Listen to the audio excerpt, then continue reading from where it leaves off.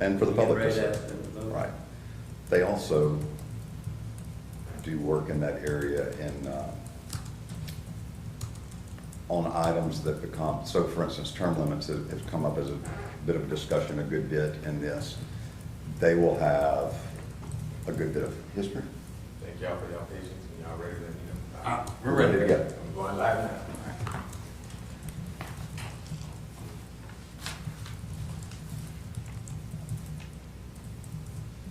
Camera needs a red light so we can tell it's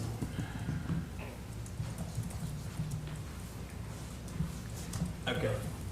All right. We, due to little technical difficulties, kind of started the meeting before the camera was on. All we've really done is call roll and begin the discussion on the approval of the January 11th, 2021 meetings. I believe, unless anybody else has any input at this time, we're going to just move to table that to the next meeting. Is that correct? Yes. I second that motion. I'll Limited discussion. All right. Under old business, we began the discussion regarding Article 2 of the Charter, and I don't believe we actually came to a conclusion on that, so I guess we'll just pick up there. Well,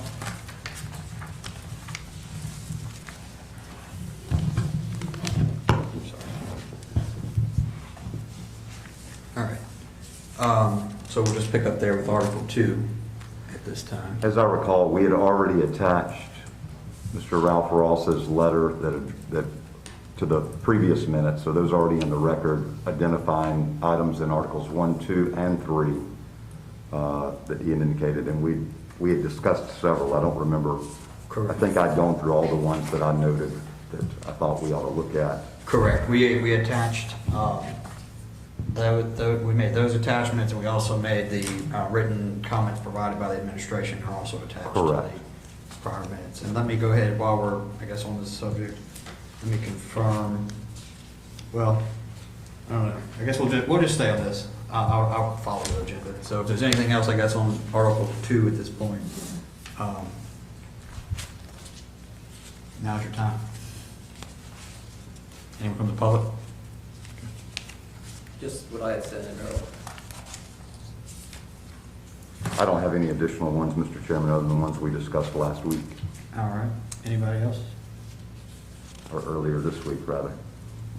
Article 2, going once. The only thing, and I think I stated it, and Leslie said that we would use a consultant, or she referred to CAR about the term limits. That was one.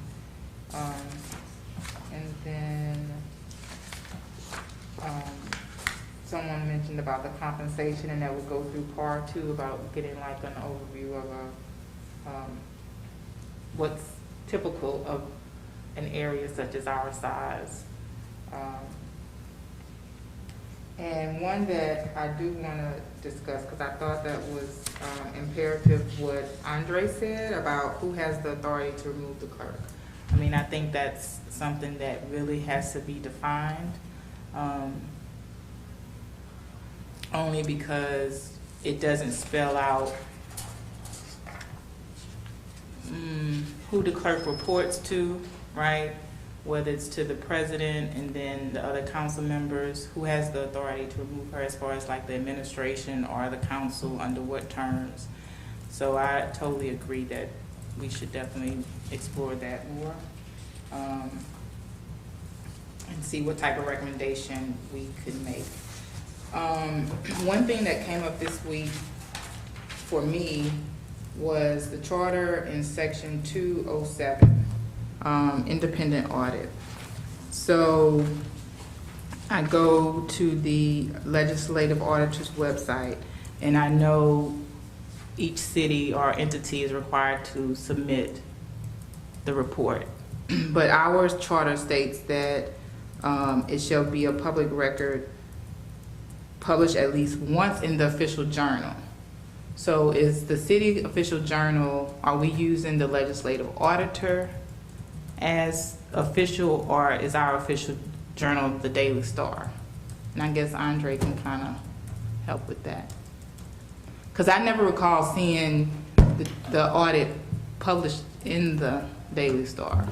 I don't know about that, but the Daily Star is the Right. official journal. So if we, as the city, is not following that, then we may need to consider what is the acceptable public reporting requirement. Are we gonna? Correct. It looks here, it says, I mean, as I'm reading it, I'm just kind of reading it through with you all maybe. The summary's published in the official journal. The audit itself is a public record.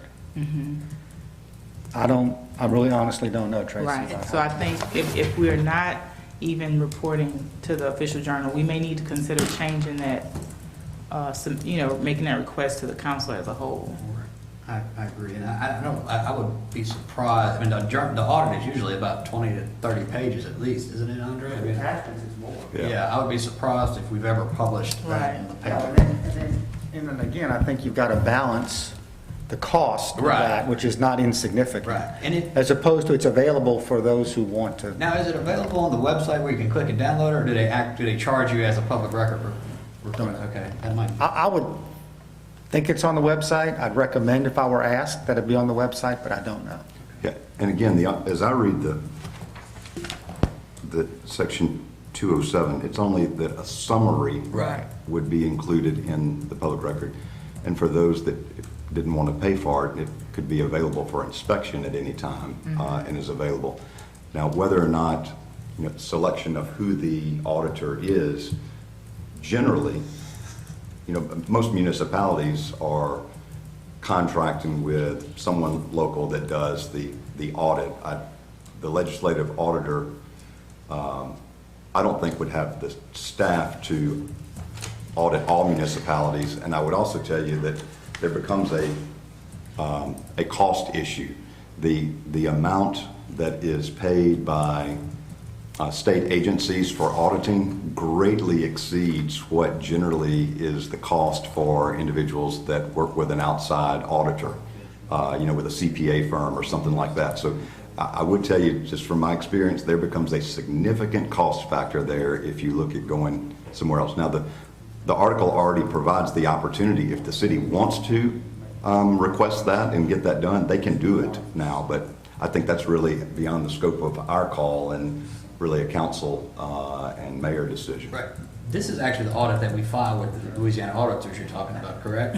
Okay, that is available online. Correct. Through the auditor's website. That's correct. So it is, It's to published. answer that question, I don't know whether the city shares it or posts on their website, but it is freely available online to anybody from the Louisiana Legislative Auditor's website. That's correct. All right. Well, the question isn't the question, does this article need to be revised to provide anything further? Yes. Well, I think that Not is. really what we're doing. So do you think, Well- what's the consensus, that we do or do not need to look at that article? As I envision, currently, I think that issue's been raised, and I think it's something, I think at some point, I think we're kind of going through it, finding questions to address at some point. I think that's now on the list. Yeah, we may ultimately review it and decide that nothing needs to be changed, Right. but it's worth a review. Right. I think that's what Ms. Wells was asking, yeah. I'm sorry, we're still identifying the issues that we're going to Correct. be looking at. Okay. Along those lines, you mentioned the auditor and the topic of who the auditor is has come up here. I don't know, it may be something to consider in terms of how most of these positions are currently set up where the mayor either selects, appoints, and either unilaterally, I think with the auditor, I don't think there's any council confirmation on the auditor. I could be wrong. Okay, I'm wrong? Okay, I am wrong. When I'll does just that- say, point of information, the auditor is selected through an RFP process. We only do it every 3 to 4 years, and then there's contract extensions, but that contract does come before the council. Okay. And then and we already, I think already on the list is the issue of department heads, and I would probably throw these in with that in terms of, are they reappoint, do they remain, although it sounds like at this time the auditor is contracted, so it would come up every 3 to 4 years, you said, those contracts? Okay.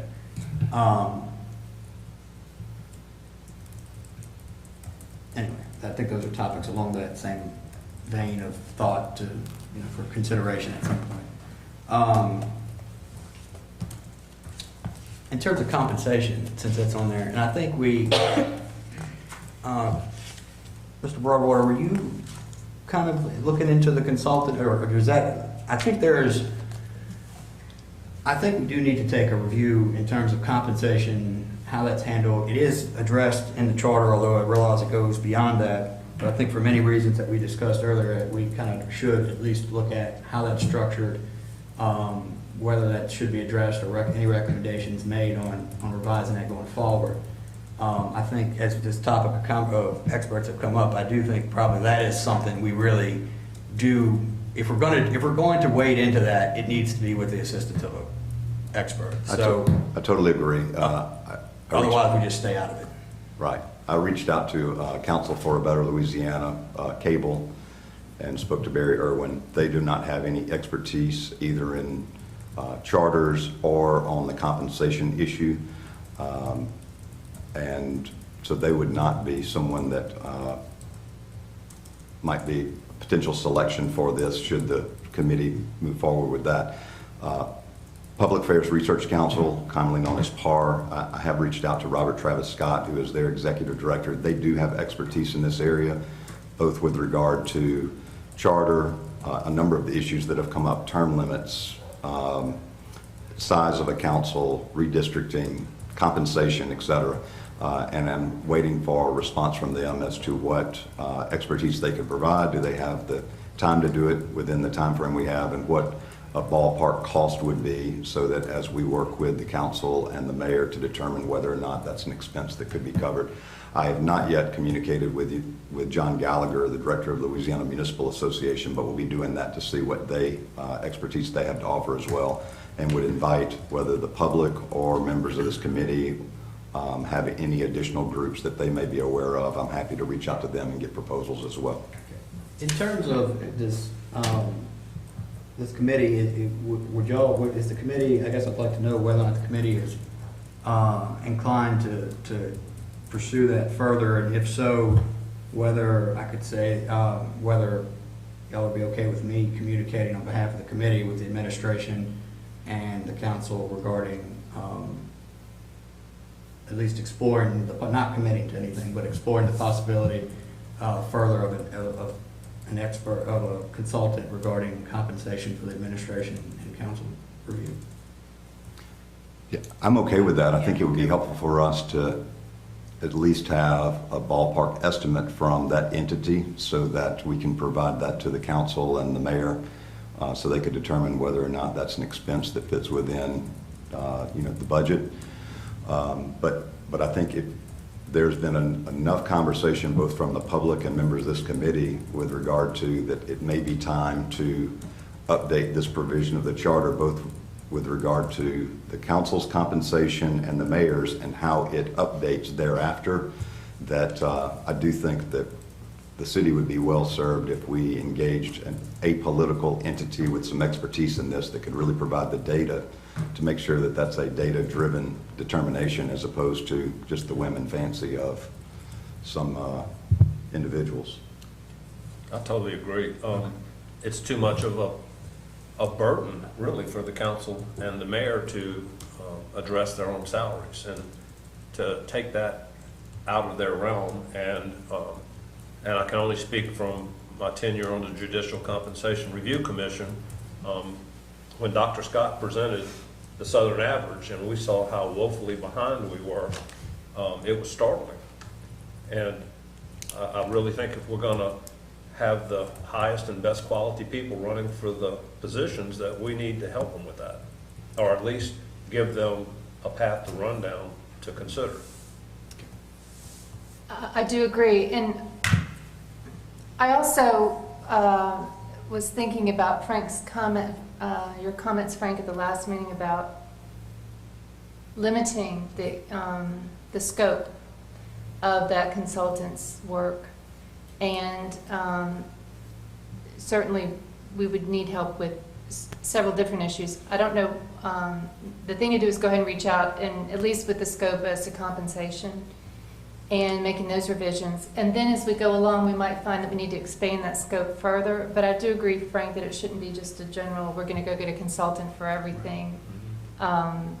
at first. Right. And then if we need to expand it, or it may be that we get to a point where we decide that there's something that really should be addressed, and we do make the recommendation to the council that we, in our June report, that we, that procedure be followed afterwards. Right. And Or we be also- allowed to continue, or whatever the pleasure. Right, and I think compensation is a particularly special narrow area in the first place. That might not be the same consultant or type of consultant as we would be talking about on other issues. So I think it's a narrow issue that has come up enough that it needs to be specifically addressed, should not be addressed without expert outside consultation. And so if we're gonna wade into it at all, that's the way we ought to go. And so y'all are okay with, I guess, and actually, probably like Chris and I, kind of working together to some extent and helping identify some consultants and talking to the administration. And as I said, I've already communicated with some of the entities, but if you want to handle, and I know that Doug has already at least broached the issue with the mayor, but if y'all want to communicate on that end, I'll continue trying to find out estimates and areas of focus. Thank you. All right. Anything else on Article 2? Yes, one thing. I made notes from the previous meeting, and one of the things that we talked about was the residency on Section 2-01, Part D. And it seems to me it's pretty clear in my mind, but the actual application of residency seems like it could be tightened down, and I'm wondering if PAR has some updated information on that. It just seems they want the council person to live in that district and be of that district, not a rental house or not any wiggle room in that regard. And I just wonder if there's a way to further define residency. So, Mr. Johnson, you're proposing that a person who doesn't own a house isn't a landowner and only is a tenant couldn't run for city council? Well, it says resident. Right, you said if a rental house would not qualify. Well, they're not living in the rental, if they're just there occasionally, or a second home or something of that nature. It just seems to me that that needs to be crystal clear and zero wiggle room in any regard. Residency is a defined legal term as opposed to domicile. And of course, it's have significantly litigated and debated these two terms. They are defined in terms of art, and they are well defined in the jurisprudence as a residency not being the same as a domicile. Well, there's no doubt that this has been a controversial issue, right? And if you have to go to the court's decisions to read how to define those, I don't know that we should argue the details of the definitions other than just note that this is one of those provisions that there's enough people interested in it that we need to be looking at. And same in Article 3 with regard to the mayor. Yeah, the qualifications for both. Correct. And when we drill down on the details of that, it would be nice to have what other municipalities have used, how it's been interpreted in other areas, and maybe we can look to the language of the courts to define what those are and use those definitions to help give guidance, or, that would help. If there's I don't know that our council can make a recommendation to the city council about what those,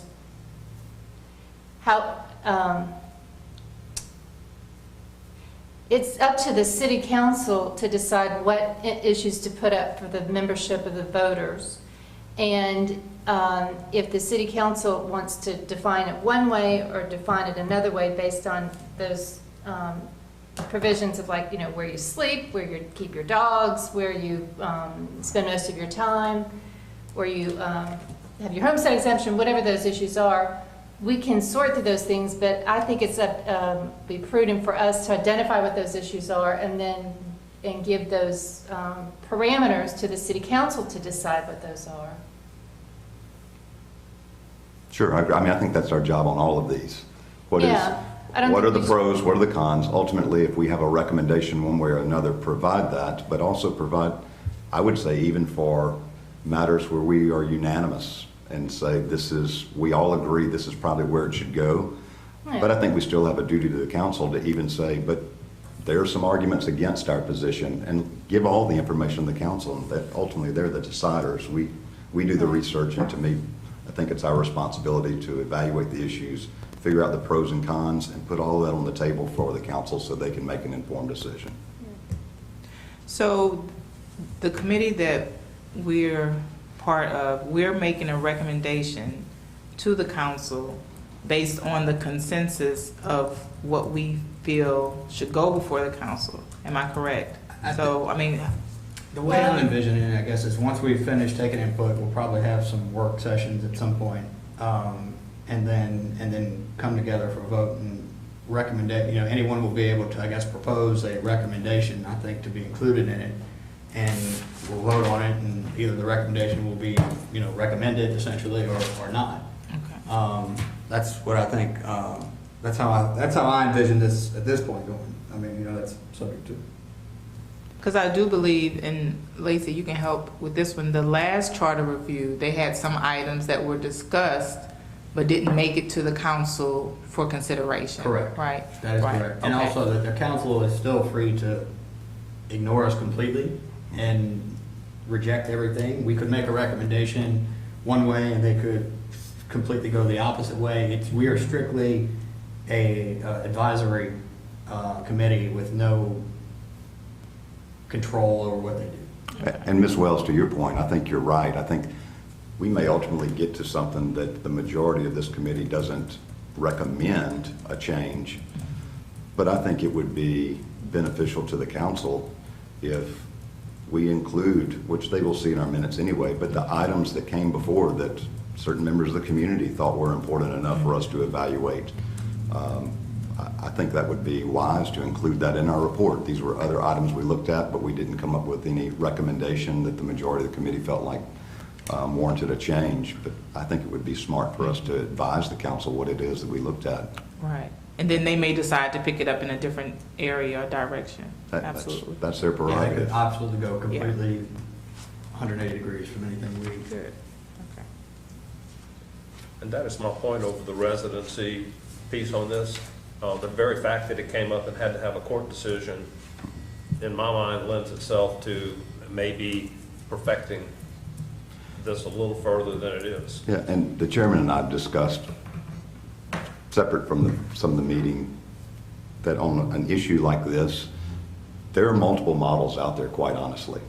The way that the state legislature operates and the qualifications for candidates running for that office and holding that office are different from the way Congress does it, quite frankly. Congress, there is not a requirement that you actually live in the congressional district that you run for Congress.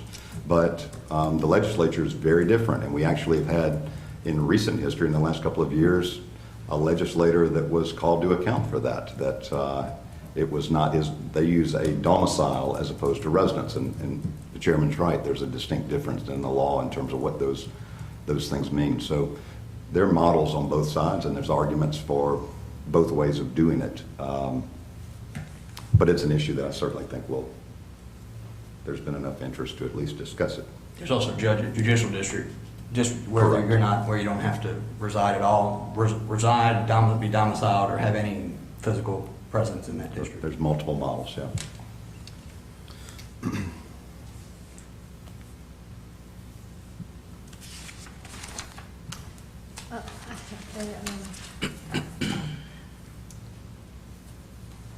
I wanted to go back to section 202, C. And we were discussing whether we had the appropriate numbers of districts, whether or not the lines were, whether there should be any change to that, whether we should have at-large members and things. And I'm thinking that if we had a recommendation in this article, it would be that we suggest that the city council get the results of the census and then come back and address that whole issue later, not in the next 6 months when we're trying to form our recommendations about that one particular item. And frankly, it will be difficult because the latest update that came out this week from the federal government to the states was that the data would not be completed till possibly the end of April.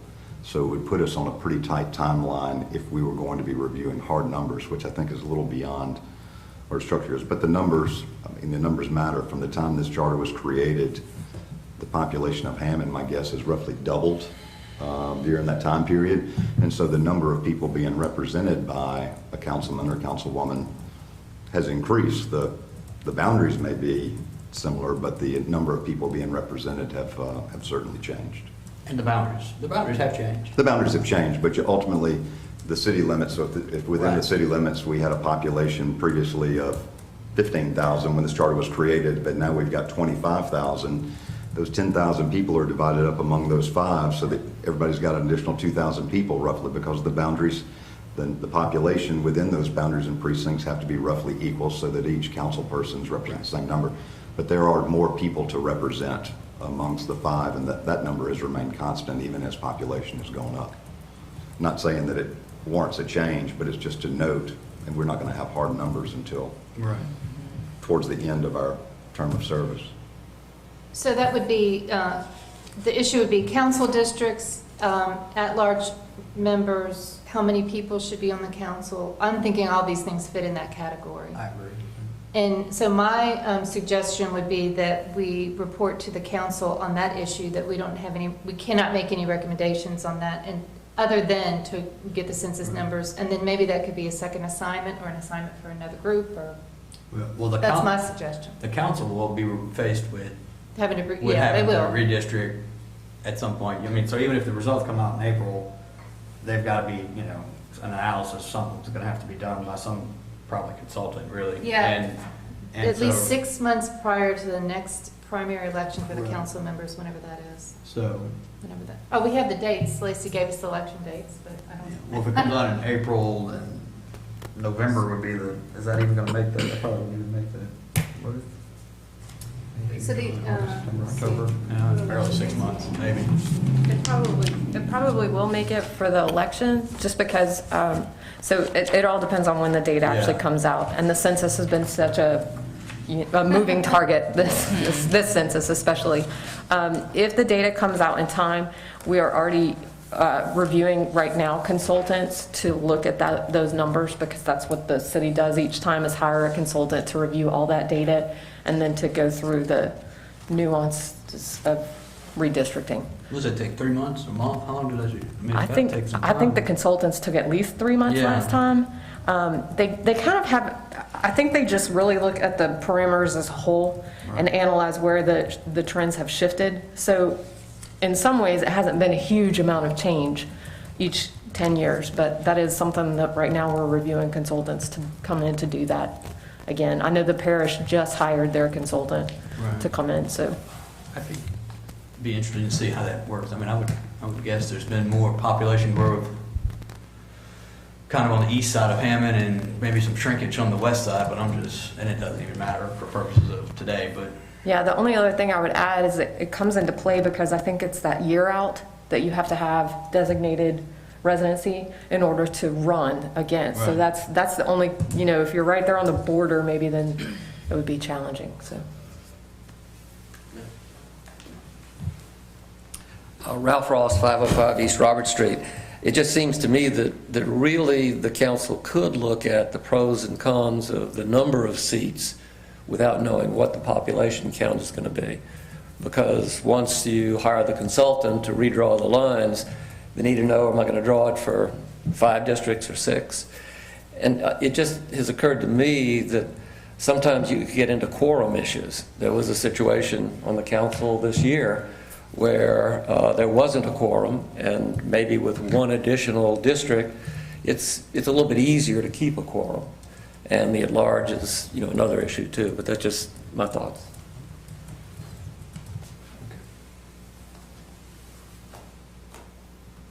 anything else on Article 2? I don't have anything else. There's been enough commentary on that issue, Mr. Ross, that I think that that is something that we should look at then. 5, 6, 7, whatever. 12. Everybody gets a council meeting. And then. It'd be like ownership of the Green Bay Packers. Everybody has one share. Moving on to Article 3.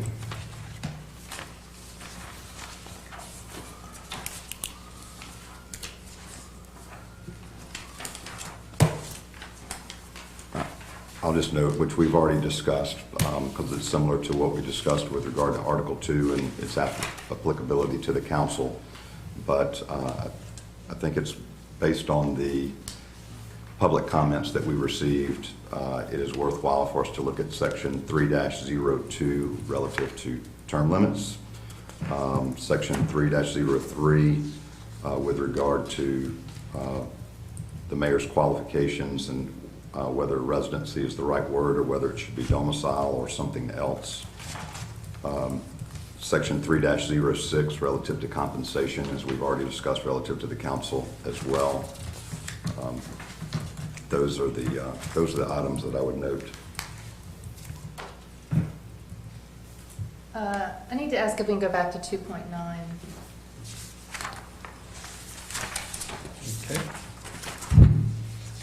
Okay. E. I recall we received a public comment about a concern of what would happen during a meeting if a quorum of the city council is lost during the meeting. Does anybody remember that? What happens if people leave? Can they be required to come back or something, or do you terminate the meeting? I made the comment, there's language in there that says that the council can compel by the rules of the council, and just, well, are there rules in place or not, or should there be, or do you make them up as you go along? The provision here is similar to the provision that the legislature uses, that if you lose a quorum, it alludes to the ability of the legislative body to create rules relative to the compelling of attendance. And so in the legislature, you actually can have the Speaker of the House and the Sergeant at Arms and go find them wherever they may be and bring them back. And that sometimes happens. It doesn't make the news, but it sometimes happens. Whether or not the council has provided for that, I think this charter gives them the permission to do it, and it says that they can recess, so the meeting would not be adjourned, but they could recess. You would still be under that agenda, but that would be really a decision for, I think, the president of the council to determine whether or not they will send someone to retrieve a member or members. Yeah, and I think we do need to kind of keep in mind, because there are certain things that have already come up very specific to certain positions in the administration and dynamics going on now, as well as certain other disputes and disagreements that I've had that are very specific to this current situation. And while those should not be ignored necessarily, we do need to keep in mind of, I think, avoiding maybe the Louisiana legislature's downfall, and that anything we tailor specifically to address a current concern now will outlive the current concern. And also potentially have unforeseen consequences that we cannot know or see here. And so I think we do need to be careful about some incident that's happened once in the city of Hammond. Does that really need charter to be addressed in the charter, or do we need to try to keep a more broad, living body kind of, or not living body, whatever, broad view, constitutional type view of what we're doing here in this document? Look, Mr. Chairman, I agree with you. I think really our job should almost be like what we described with PAR and apolitical. Figure out what the issues, pros and cons are, and provide the best information we can to the council. They're the political entity to make those decisions. We don't really get the luxury of making a decision. We just provide recommendations. So to me, our job is to get as much information, the best information we can, and provide guidance to the council so they can make those decisions. I agree with you to stay out of the politics. If we want to get into that, we should run for the office. So is the consensus then that this is an issue that we shouldn't look into further? I mean, we're just making our checklist right now, right? I think it's on the list. I mean, Okay. I think everything we're talking about has made the list, to come back to. Okay. I don't think anything that was not really specific to that particular thing. It was just something that I kind of wanted to get out there, is that I know there are things that come up and have come up and probably will come up again. And even myself, I find myself doing it specific to some particular current specific fact pattern that is a problem today. That I think we do just need to keep reminding ourselves, it's not just about the specific this specific issue. That issue is relevant to what we're doing. Yeah. But let's not get too down in the weeds. Leslie, to your point, your question about does this make the list, my feeling, and y'all correct me if I'm wrong, is that in terms of coming up with these items for us to review, that any member of this group, voting or non-voting, if they say, I would like for us to at least look at this, that even if it's one that's wanting to look at it, that we look at it. Right. Whether or not there becomes a recommendation is separate, but I think this is kind of a free-for-all. Brainstorm. Any member has a chance to say, let's put this on the list and look at it. I agree. Know that I'm not an advocate of changing it. Right, I was right. raising the comment. Yeah, absolutely.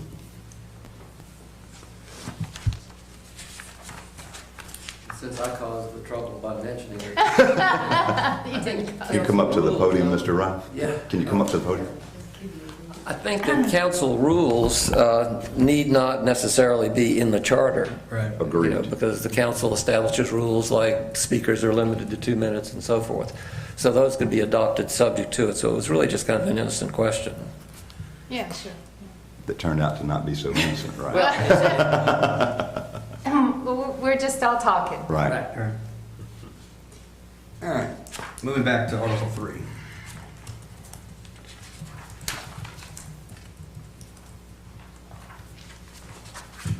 Dr. Lander, is there anything you, since this is kind of an administration article, is there anything you want to point out to this while you're here? Or, I mean, I'm not trying to put you on the spot. No, it's fine. I just. If you're going to talk about residency and domicile, I will just note that there's also the residency requirement for department heads that are listed in here within 5 miles. I can't remember if that's in this article or the next one, but that's, just put it on your note. If you're going to look at all of it, you might as well look at all of it. Which is another kind of variation in terms of. Right, it's a 5-mile radius, Right. and so how you establish that.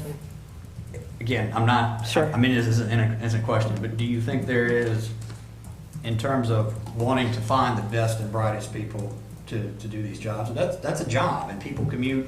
You know, my dad lived in Independence and commuted to New Orleans for most of his career. You know, so lots of people commute long distances. Do you think having that radius in terms of department heads and who are employees and whatnot, do you think it's hampering any ability to find the best people or limit the scope of people? Should that be a requirement at all for employees? I think what you'll have to consider when you look at that is, one, yes, are you able to recruit? But two, you also have to look at each position and say, is that position central to, do you need somebody to be able to respond quickly within a certain mile radius? And that's I think your bigger issue, because some of those positions do require you to be on site to conduct most of your job. And I think it is really helpful to have people who are the key leaders of your city living and breathing and operating within, you know, a certain limit of the city. And again, going back to the specific current, like I realize, I don't know how this current council and administration would feel about this, but to some extent, these, in terms of department heads, which I think is the only requirement in terms of employees, that isn't at the pleasure of the mayor. If a department head left, you know, decided I'm moving to, I don't know, an hour and a half away from here, I'm going to commute from Lafayette or whatever. I mean, if that became a problem, the mayor would have the authority to remove them at that time, so it doesn't need to be in the charter. Yeah, like, those are things I think that should be taken into consideration, but is that really something the charter needs to, maybe this isn't even a question for you, maybe this, you know, this This is a like, question I think to look at. Is this even, does that even need to be in the charter, or should the person hiring these people be able to use their, you know, good judgment, hopefully, and find the right people for these, regardless of where they are? I just wanted to point out that that's the third location in the charter where you'll find a discussion of residency. Thank you. And I'm going to point out that the language of the provision says that they shall live, so we got another word, within the city limits or within a 5-mile radius of the nearest point of the corporate limits. Somebody put a lot of thought into that part. Well, I think, yeah, it was Yeah. probably trying to have that, you know, some type of balance in terms of realizing we need, like, necessarily the city limits isn't the most, you know, maybe not necessarily. Well, how you gonna do it? net, Yeah. Right there. But MapQuest, want some whatever, connection, yeah. and instead of just deferring to. The only other thing I'll call to the attention is this was an actual investigation that was conducted Right. into a former employee many years back that was conducted about residency of that department head, so. So then I would ask, I mean, just what is the nearest point of the corporate limits? It's gonna depend on where, so for instance, if someone lives in Laranja, you would take the point furthest, you got that It goofy says shape. 5-mile radius, is what the language says, within a 5-mile radius of the nearest point of the corporate limits. So you're gonna take the corner, like let's say if somebody in Laranja, so you would take the point of the city limits that's as far, we're gonna call it, maybe off a little bit, but Northeast, northeast. Assuming Laranja's northeast of here. And you're gonna take the point furthest, the closest The point. closest essentially. to Laranja. It's basically, it's probably working the other way Yeah. around. Okay. If you were to put the point on the address that you were trying to determine if it was in that radius, that would be your center. And if your radius clips any point of the city, then they're within that 5-mile radius.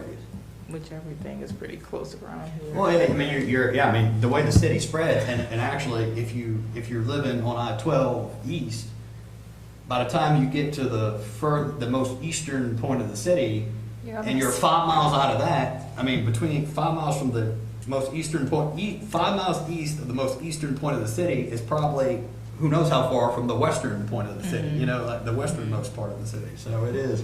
The only other thing I'll point out is that we have had a recent department head move before they were hired to be able to assume the position. So during the hiring process, we emphasize that. When we put out the job description and everything, we emphasize this is part of the charter provisions. Right. And we make that known to the people who are interviewing, that should you accept the position, we try to give them a little flex time there, but we make them well aware right at the very beginning of the hiring process that you will have to move. You're Right. going to have to be here, so. And that's included in the job description requirements too, I'm assuming. So it's people that, there could be somebody 5.1 miles out that never even applies, or doesn't, Or the reverse can happen. Yeah. Somebody who lives in a total other state just knows that they're going to be Right. moving. Well, it's a terribly important issue because I know in my lifetime here in Hammond, we have paid huge taxpayer dollars for issues concerning that in litigation. And if any advice we could give the council to avoid that cost for the taxpayers, I think is a good measure. Just evolve. Pardon me? I was just trying to remember the situation. I was debating whether or not to broach it, because I was like, it's really not relevant, but I really am curious. You could just describe the facts, because What those of us that don't know. litigation? We don't, without maybe necessarily naming names, what was the situation? The situation was they wanted this person's job description called for them to live in the city, and they didn't. And as time went on, it just evolved into a big lawsuit. Is that the investigation you're talking about?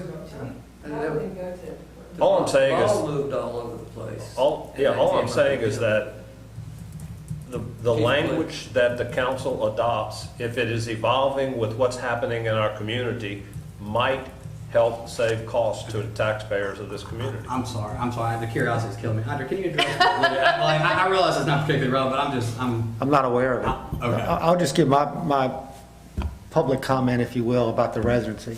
I do think the mayor hiring the person and the mayor having the ability to remove the person is your checkpoint on the residency. And there could be some folks, good folks, that do live beyond 5 miles that you want to attract and you want to have there. And for various reasons, it's not convenient to move their families. 5 miles is really not that far. Now, I do think the mayor, in his appointment and continued employment, has the ability to decide, no, your job is so critical that we want you there. The other thing that's important is, and I agree with Lacey, we want our elected officials and department heads to know the flavor and fabric of the city. But Hammond really is a hub for the area. So just because you might live 10, 15, 20 miles away, you still may come to Hammond for a lot of your social events or other events. So my view is you expand it by reconsidering if there should be a residency requirement, and the checkpoint's the mayor.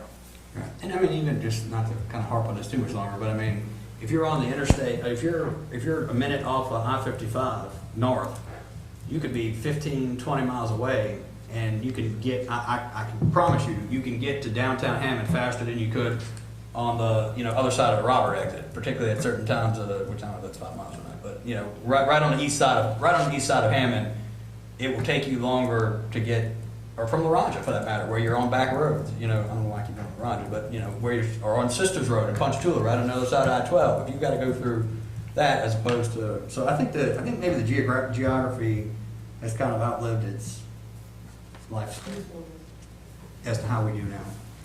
As to department heads?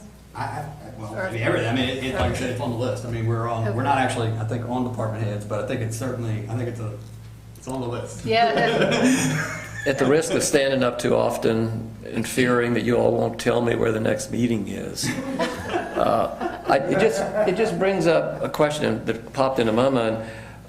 Should the charter have something in it that spells out a way for waivers to be issued through some very specific process? And like in this case, if you had a world-class individual who was an expert in some technology that's not known today but might be known in a couple of years, and you wanted to bring them in but they didn't want to move from London or whatever, should there be something in here where if the qualifications are such, it's carefully considered, and the majority of the council say this is an occasion for a waiver, is that even permitted under Louisiana law with charters? I don't know. Well, and that gets back into my kind of point earlier, in that you do have, like we talked about, in terms of the residency or whatnot of, all of these things have checks. We're just talking about how specific you want to be, because again, anybody running for public office, in terms of where they live or how they live or whether they rent or own or whatever,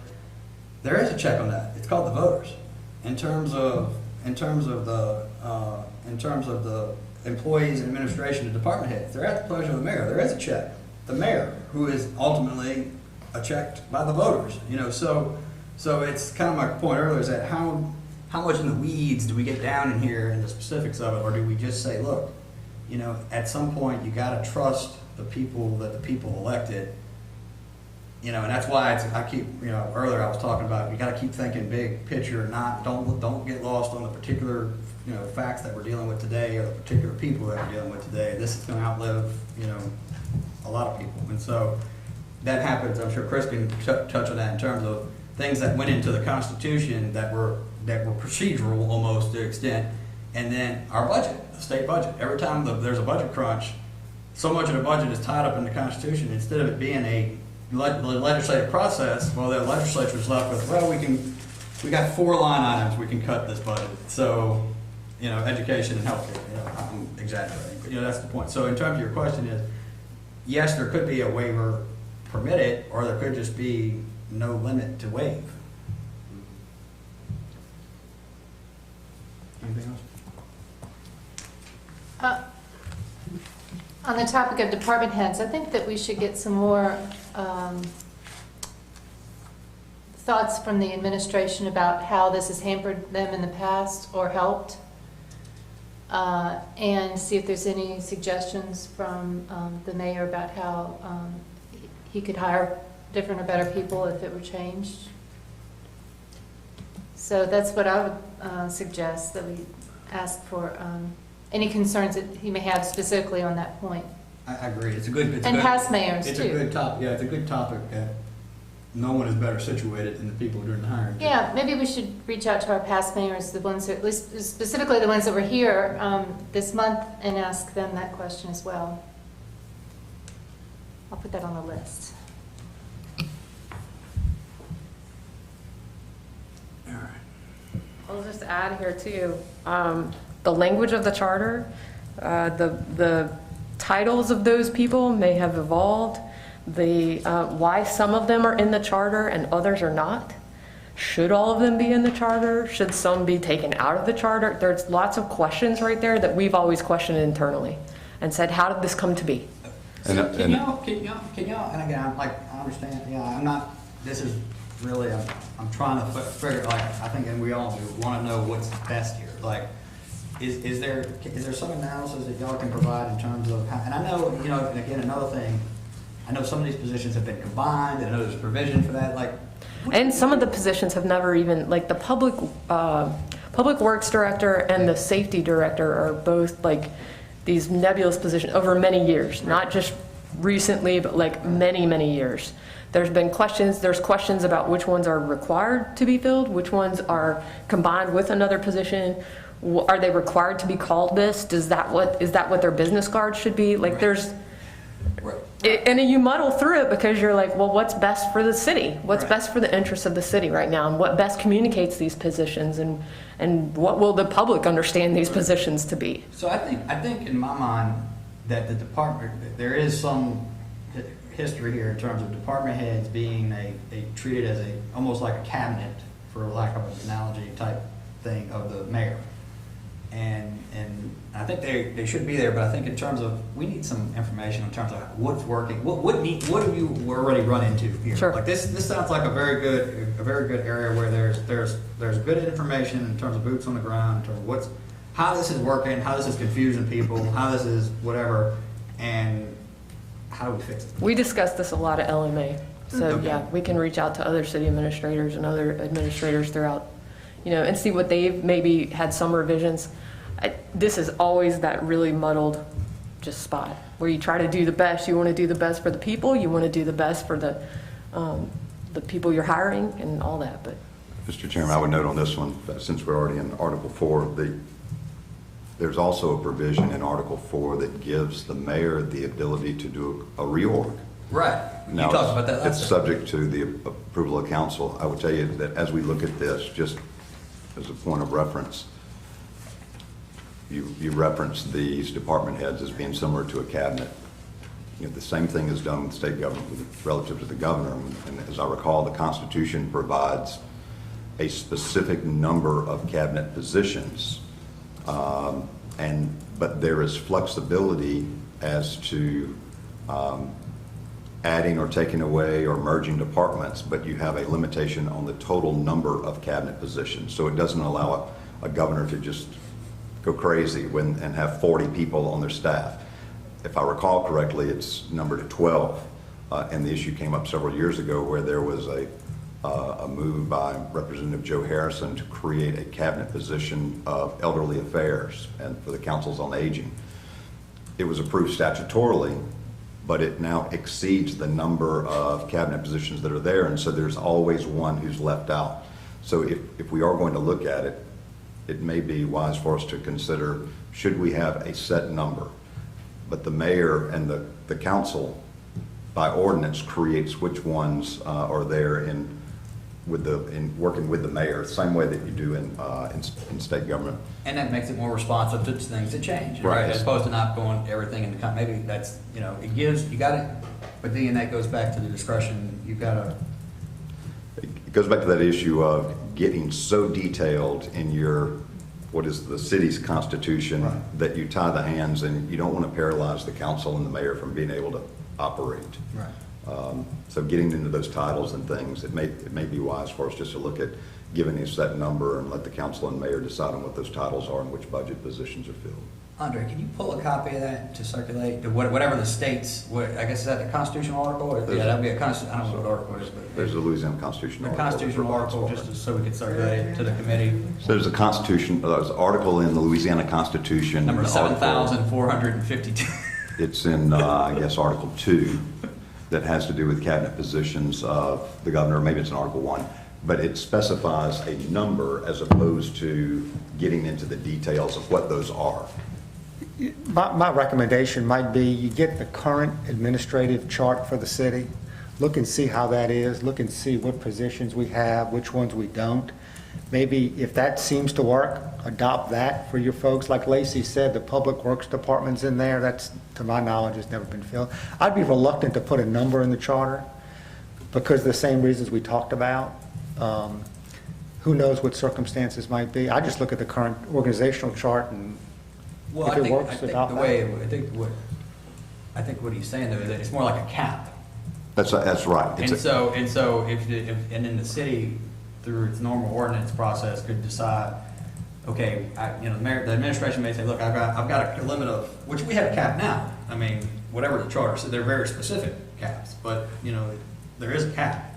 It doesn't, even in state government, it doesn't prohibit the governor from establishing a paid position. They just aren't identified as being the cabinet. Right. So with the state constitution, I think the cap is 12, and the governor has exercised that. But you end up with a number of other positions. So you do have a position of the Office of Elderly Affairs within the governor's office, but they aren't considered a cabinet member. Right. That's the only difference. All right. I just meant it would give us some kind of a model in terms of something to look at if we decide to go that way. All right. But just doing a quick read, because I hadn't gotten to Article 4, to piggyback off of what Chris said about the administrative reorganization. I mean, it sounds like it's already in the charter where if a reorganization has to be done for those positions, is that it's up to the mayor and the council to determine what the reorganization is. So even if there are positions listed in the charter that are not relevant, a reorganization would address those things instead of. I think, practically speaking, you're right. I mean, I think it would, but you still end up with a title in the charter that may not be filled or even exist. So I think it just becomes kind of is it a clean way of doing it? But you're absolutely right. I don't think it ends up hampering the mayor's ability to function with the staff, other than it creates those issues of confusion. To Dr. Landrum's point, if we identify a public works department because the charter says that we have it, does that mean we have to fill it and utilize it? I think that's what becomes the challenge. Again, apologies, but my observation looking at it was simply that the charter does not sync up at all with what's actual. But of course, things have evolved, and it seems to be like the city, for the most part, runs pretty efficiently. And so maybe, just as Andre is saying, you kind of do away with these departments and recommend that we go with what the city is operating with now. And the charter provides not only for reorganization when the mayor wants to come up with a reorganization, but it appears that the council could say, I'm concerned about this, please go and do a reorganization. And the only other comment that I'd make about it is that, again, with evolution, that it seems to me that some things that have become more important in the law and in cities, like planning, city planners, and IT, maybe should be singled out in here. And I didn't see them jump out at me. The real issue here, and I hate to get down in the weeds because I know we aren't doing the full-on review yet, but to me, the significance of identifying these specific positions in here is simply affects whether or not this hiring has to be confirmed by the council. I mean, I think that becomes the telltale difference between that and maybe a position that's been created that the charter doesn't say that the city council has some say-so in. I think you're exactly right, and I think there were some positions that were given in terms of accountability to the council, as well as administrator and mayor's ability to move his agenda along in terms of being accountable to the people. Because at the end of the day, the mayor and the council are accountable to the people, and if you have somebody in a department position that is just an obstruction, it makes it harder for them to do their job, and the people aren't going to say, well, I mean, the elected official can't go back and say, well, I got this department head that won't do their job, and the people will be like, oh, okay, that's fine. So it helps. It's not an acceptable excuse. So I think Mr. Burrow is exactly right there. So yes, I think it is a point of being able to move agendas along, which is part of the elective process. I suggest that before we discuss this, or when we decide we're going to discuss this, that we ask the former mayors to be here and to share their experiences. And maybe we should, kind of set that meeting for just, I don't want to say just that purpose, No. but that could be. It could be a special topic, yeah. Like we've done that. Because that's going to be the whole of chapter 4, likely, right? I think just for the. We've kind of moved. Wait, hold on. I'm sorry. Are we on? Okay. Is there anything else on? See, 3 is okay. On We 3, which discussed is the only 3 mayor's. issues on chapter 3. Are we done with 3, or is there anything else on 3? Can I ask one question of Andre with regard to 3? And it's section 3-08, Andre. That last sentence in there, the mayor shall not engage in any outside activity that would interfere with or detract from the performance of duties as mayor. Has that ever been an issue as far as you recall during your time of service? No. That anybody's ever, that's what I need to know. I just didn't know whether it was an No, but issue. it's definitely, That's a very vague if you wanted to litigate, it provision. could definitely be, create the litigation with it if you wanted to, I guess. I'm not trying to create litigation. I'm just questioning, I mean, why is, I understand why it's there. I know there are a whole lot of other laws that are already in existence that deal with dual office holding, et cetera, and I'm just, that sentence, I'm just questioning, why is it there? Does it need to be there? Has it been an issue in the past? Frank, could I clean up one thing real quick? I wasn't fair responding to Andre and to Ralph. I think that upon reflection, I think the issue I was trying to communicate had a tentacle in civil service, historical civil service, but more importantly, the obvious absence of a critical department head in our community, not being at Rotary, just not being seen. And that's where my, this probably wasn't very appropriate, but I was just trying to give a general, since we were talking about these things, and it's basically just discussion, the importance of that for our community. So that was my point. I'm sorry, Doug, I didn't follow I what think the he meant concern is. litigation. I think he was Oh. talking about his litigation. Oh, the litigation He was just- comment. he meant- Oh, I think yeah. It was qualifying, maybe it Yeah. wasn't pure litigation, but it was Yeah. civil service and. Part of Yeah, it. it was a lot of hoopla and a lot of energy and, Well, it was a critical matter before the city. yeah, right. Citizens anyway. Okay. I'm sorry, I didn't know what the But topic I was. I was just, trying. I know, and it was a long time ago, so, No, no, that's okay. and I wasn't being completely clear, it's just, it's on my I mind. think it's good, yeah. Anything else on Article 3? I want to point out something, only because I think I'm correct, because I go to the budget hearings each year. For 306, the compensation for the editor's note, and it just may be a typo, but I thought the current annual salary for the mayor is $75,000. I think that is correct, So- to my knowledge. I mean, it's nothing I think we need to take up, but I think it's a typo, or it needs to be updated because it says that an ordinance was adopted April 17, 2001 for $65,000, but I believe the Oh, current yeah. mayor's salary is $75,000. Yeah, so. That's probably an ordinance that never got sent to Munis. Muni Code, Okay. who updates that, and they're the only ones that hold that system. So we have found several of those, and going through all the ordinances, on occasion you find those that Okay. the update wasn't on. There had been a public comment about 3-04, talking about the vacancies of the office of the mayor. If it becomes vacant as for death, resignation, et cetera. And the suggestion was, should there be an issue about whether or not you include a provision for incapacity? I believe there is a provision for incapacity in here. Oh, okay. Yeah, 3-05, and there's actually, similar to what No, is it done does for say the disability, president. yeah. Yeah, you can have qualified experts, and the council can actually take action and have someone removed, almost like Article 25 that was discussed a great deal Yeah. recently. I'm sure that'll be an interesting process. All right, Article 3, going once, going twice, going, all right. It is 11:20.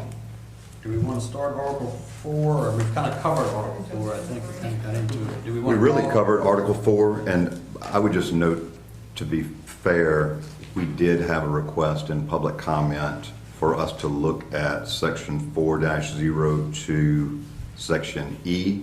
And my personal opinion is that provision is pretty clear that the council does have authority, and I don't know that anything needs to be changed, but I do know that I believe Ms. Betts made the request that we look at that, and so just to make sure that we're Which one is that? Article 4-02, Section E. The issue came up, and I think it was as I recall, and I'm trying to describe this fairly, I believe Ms. Betts was noting that during her time of service on the council, it would have been nice for them to have had the opportunity on an issue basis to retain separate counsel to represent the council with an I. But I think she did not realize that maybe E had been added subsequent to her service.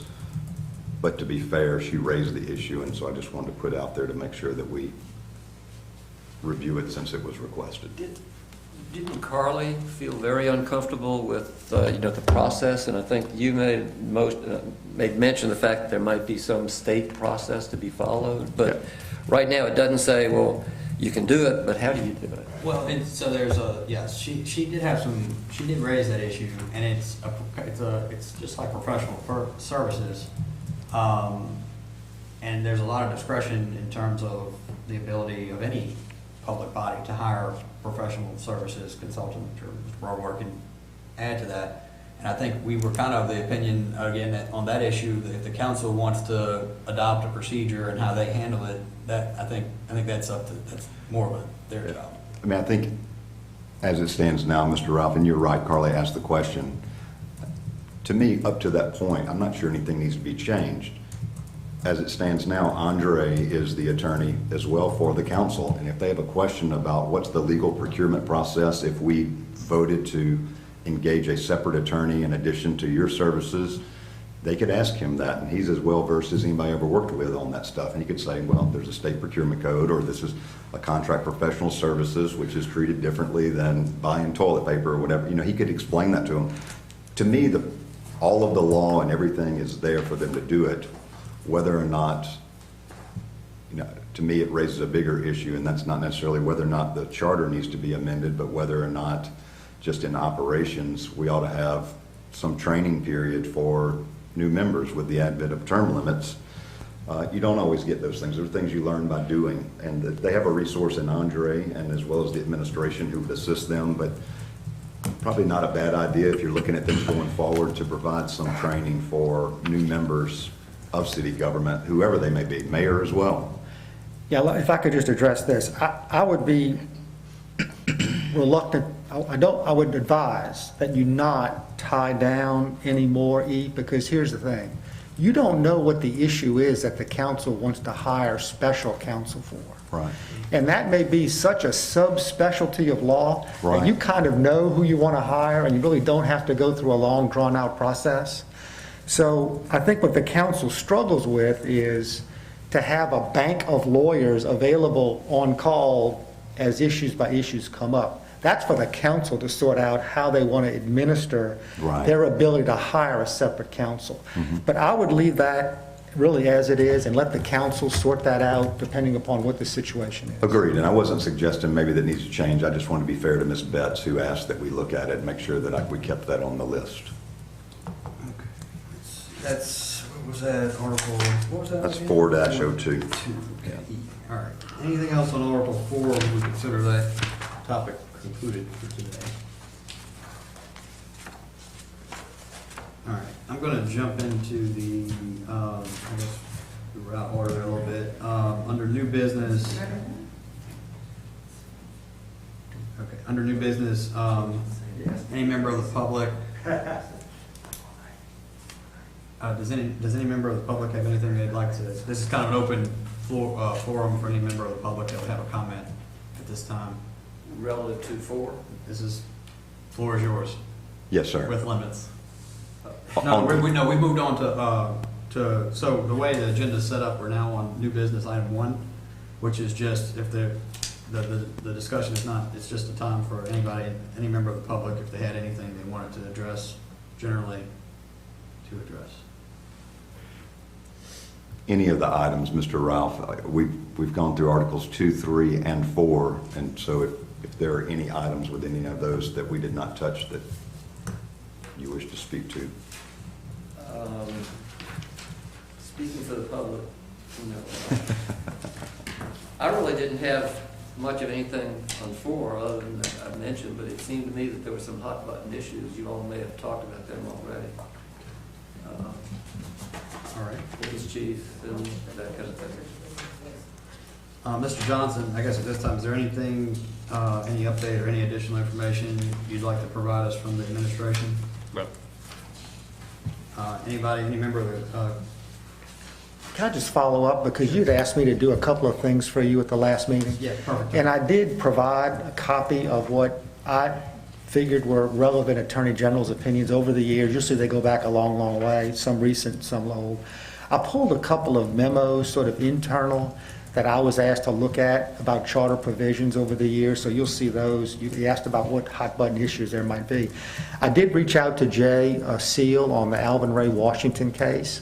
He did tell me his recollection was there was no prohibition either through a special order or continuing jurisdiction about council members being 5. He was going to pull, that's an old case, he was going to pull the judgment and send that to me. When I get it, I'll forward it to you. Perfect. And I guess, and Mr. Brower, you kind of updated, I think, already on all the stuff that you had to, been tasked with, so I guess there's nothing else Sure. there. Anybody else have anything, any other committee members have anything to? No, I just want to reiterate or state for Article 4, we do have down that we're going to discuss the possibility of election for a police chief. I mean, we spoke about that. It's definitely on the list. Yeah, okay. And then, one thing Mr. Ralph has said in his email that I thought should have consideration is, not to go back, but Section 203C, about an appointee. After there's a vacancy in the city council, the appointee under the current charter is not allowed to run.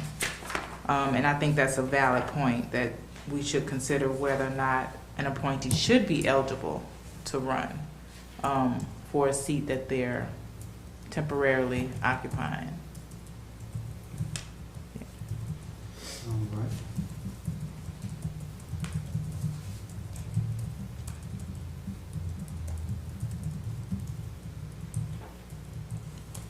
But other than that, I don't have anything else. Anybody else? Just a comment.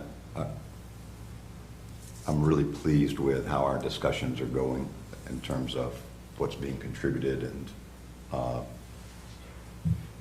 each committee member's really weighing both sides of things. And so just an observation, just as a citizen, as other citizens watch these proceedings, I think the city would be pleased with how our group, not to just pat ourselves on the back, but I'm patting ourselves on the back. And I think it's been a very positive process that's trying to evaluate things on the right reasons to give the council something. So just kudos to the rest of the group. And thank you for Andre for being here to share, Yeah. and Yes, Lacey, indeed. and Mr. Hood. We appreciate your being here today. I didn't see that responsibility in the charter for the city attorney, Ross, but he's I'm been sorry. doing it. Yeah. Did I say Hood? Yeah. No, anyway. All right. Actually, I guess that's public comment too. So I think we've covered items 4, 1, and 2 on the agenda. And public comments by email. Dr. Landrum checked for me again just shortly prior to this meeting, and there were no public comments we received via email. Reported that back. I think we've included the discussion of Article 4 already. If there, I guess just to be a little housekeeping, is there anything else on Article 4 that anybody would like to discuss? It's 11:30 now. I think I'd like to go ahead and move to table Article 5 for our next meeting rather than start a new topic now. Or is, let's see, or is 5 going to be brief? Not brief. Not brief, okay. All right, we'll just move to table Article 5. Second? All in favor? Aye. Any opposed?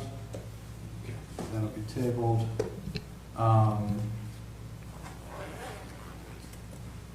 We need to set another meeting.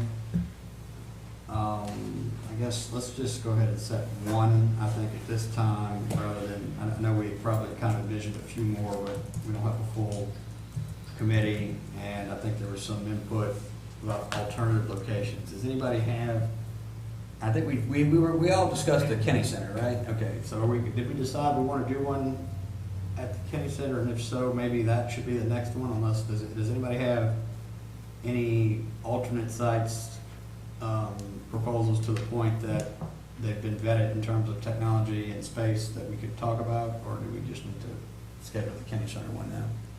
Well, I know we had talked about maybe branching out to each respective district. The Kenny Center was served for District 3 because it's such close proximity, so the District 3 representative feel that that's sufficient, so you don't have to go any further than the Kenny Center. Because, I mean, it can accommodate, and it may be very well the same thing for other ones, but at this time, there's no other location. Let's For just District schedule, if everyone's okay with that, let's just schedule the next one at the Kenny's. Now, how much logistics, it's just, you just need a date with some notice, or is it more complicated than that? We have basketball right now. That's the only point of information. So if you can give me, if we could maybe set some flexible dates and then confirm that, that's our only challenge is because I don't have the, Do we know what date, is there a date that? I don't have the recreation supervisor here. You don't have a recreation center? No, I don't have, our recreation director is not here, Yeah. and we're in the middle of basketball, and that's what Sure. is, there's a lot of practices and games. The games are usually on Saturdays, but there's a lot of practices. We could probably just tell one of them, reconvene somewhere Well, we else. used that, okay, so we did that classroom or whatever it is over there. Remember? That's another option, is we could, if we're not in one of the gyms, there is a large classroom that's there, has computers in it, but we could rearrange the chairs and push the computers over to the side. That's a possibility. It would be fine for, I think, this meeting. It could still hold probably up to 20 or 25 in public attendance. So it's possible. That may be sufficient, yeah. Yeah, okay. So is that, so if we use the classroom? We could then do that. Do that anytime? Yes, Okay. yes. I would say let's try that. Okay. If we end up with a situation where we have a crowd larger, which I don't think will happen, but if we're going into an area and it turns out that there's a lot of interest out of that district, I would just ask, let's be prepared to say we will do an additional meeting in that district so that everyone has a chance to participate. We don't Good deny anybody, but I think that's a great start. That's a good idea. So, let's see, Mardi Gras is when? 5th, 16th? We are in the last, so there's 2 weeks before. Would Monday, the 8th, February 8th work?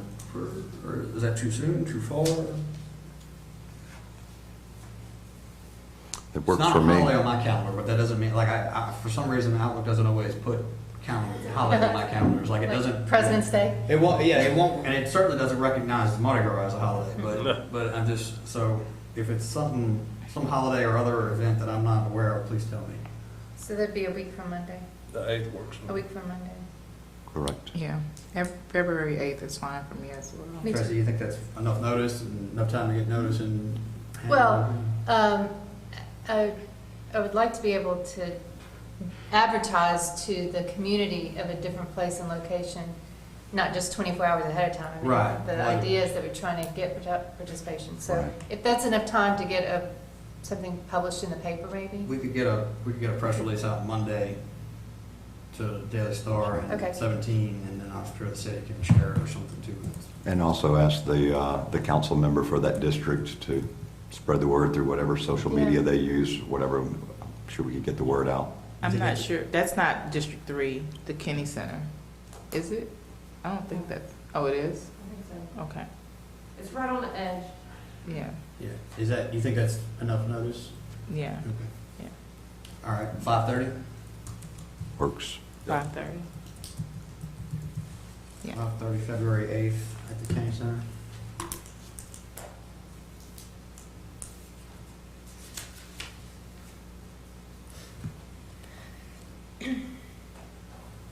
All right. I guess all in favor? Aye. Any opposed? All right. Anything else before we adjourn? Move to adjourn. Second. Favor? Aye. I will. Thank you, Andre. Really appreciate your help on this.